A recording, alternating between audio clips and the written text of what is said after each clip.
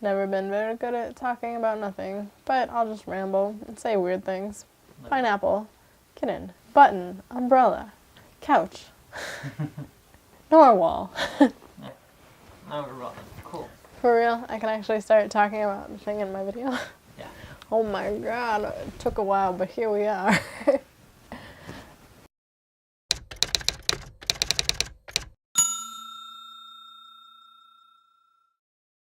Guys, welcome back to Better Off Reading. This is...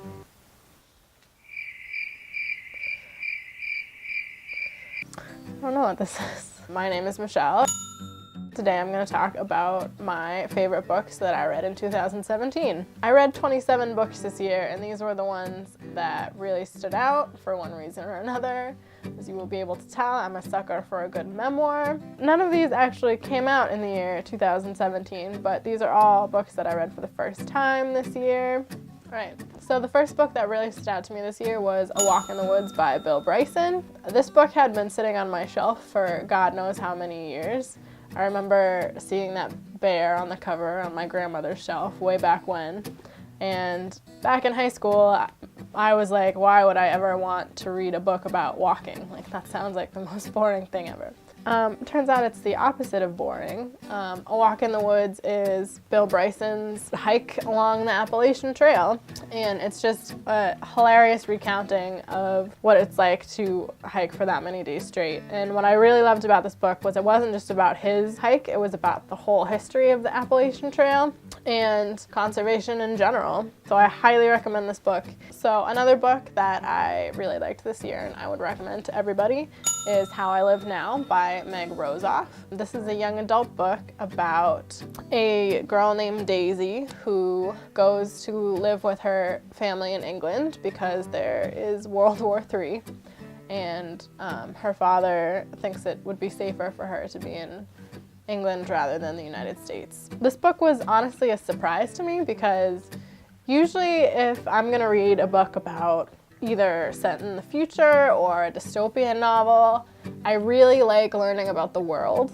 that the novel is set in. And this book was super surprising to me because you don't really learn anything about the world that Daisy lives in. There's no detail, but what I really loved about this book was how beautifully it was written and how, because you didn't really get that detail about the world, you could really connect with the characters. The next book I really enjoyed reading this year was Small Wonder by Barbara Kingsolver. For some reason I want to call this book Small Wonders instead of Small Wonder, but it is Small Wonder, no S. Barbara Kingsolver is definitely one of my favorite authors, and I feel like this book just found me at the right place and right time. So what I really enjoyed about this book was it was kind of a really tough year for me. I started a lot of new things. I started a new job, I moved to a different apartment, and at times everything was a little chaotic.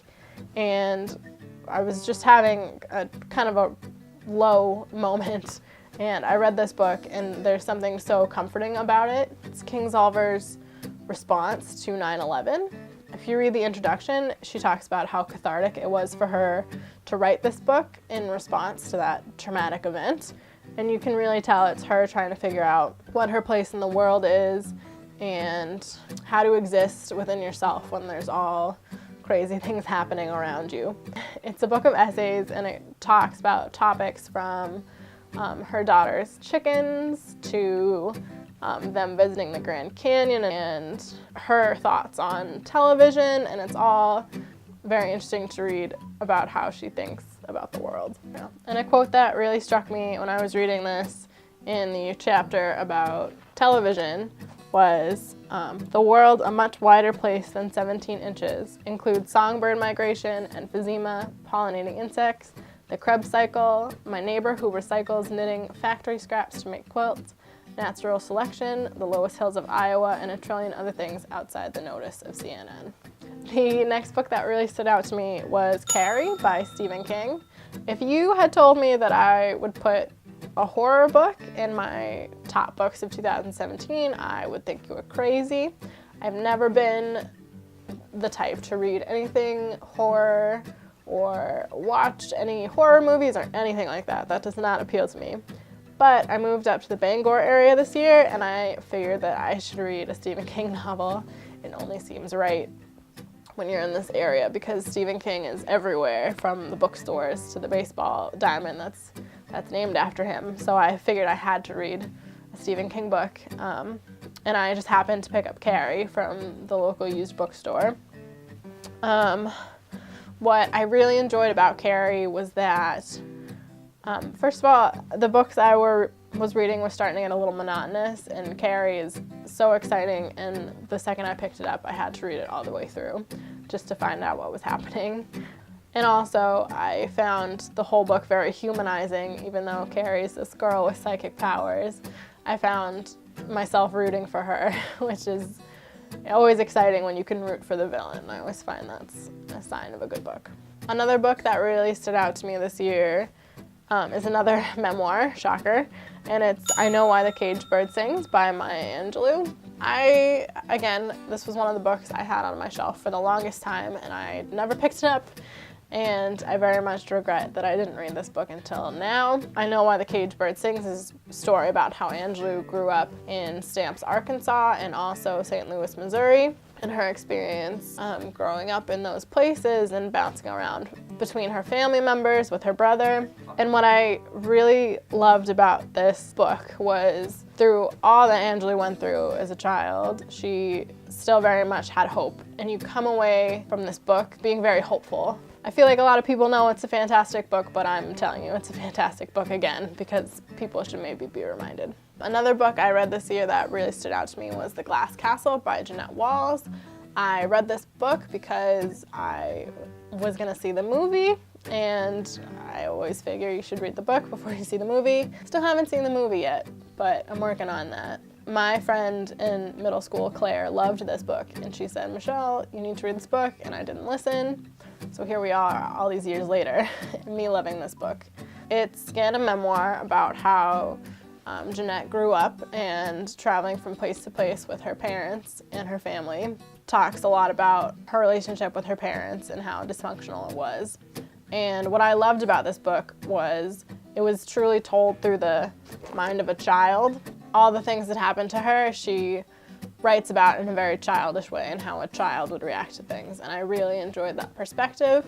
It was also just a very interesting read. Walls is a great storyteller.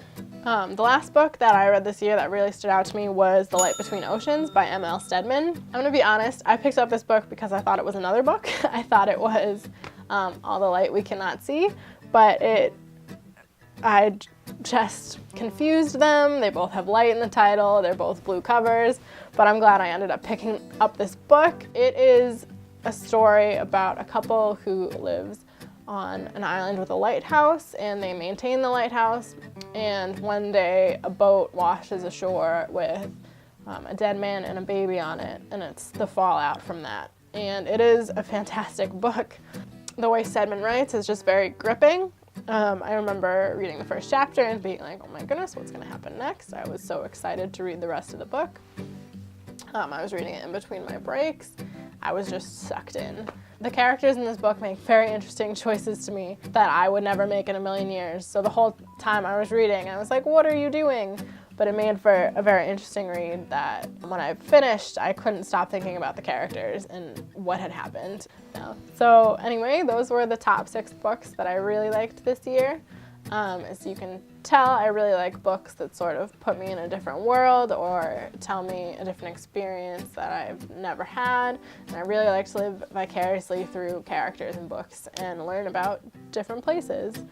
And I think that's the main connection through all these books. They're very much pull you into the world that these authors are writing about. So I hope you liked this video. If you would like to see more, please subscribe to my channel. I'm Better Off Reading. Also, if you would like to follow me on Instagram or my blog at betteroffreading.wordpress.com, that would be greatly appreciated. Thank you for watching. Bye. Thanks. I thought you were going to be like, oh wow, Michelle, you're doing great. I'm so excited because you're doing great. But you were like, oh, I'm so excited because I don't have to use the audio anymore. Great, fantastic.